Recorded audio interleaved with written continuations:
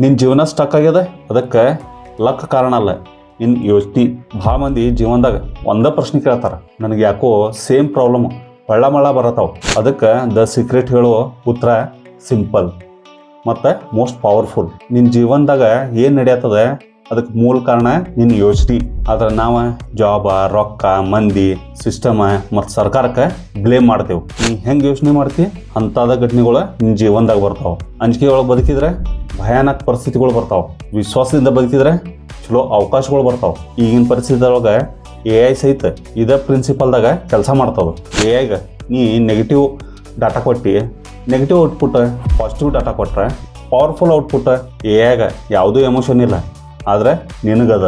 ಅದಕ್ಕೆ ನಿನ್ನ ಯೋಚನೆ AIಗಿಂತ ಪವರ್ಫುಲ್. ನಿನ್ನ ಜೀವನ ಚೇಂಜ್ ಮಾಡ್ಬೇಕಂದ್ರೆ ಮೊದಲು ನಿನ್ನ ಯೋಚನೆ ಅಪ್ಗ್ರೇಡ್ ಮಾಡ್ಬೇಕು. ಅದು ದ ಸೀಕ್ರೆಟ್. ಅದು ಸರಿ ಅನಿಸಿದ್ರೆ ಲೈಕ್ ಮಾಡು ಮತ್ತು ಈ ಸೀರೀಸ್ ಮಿಸ್ ಮಾಡಬೇಡ.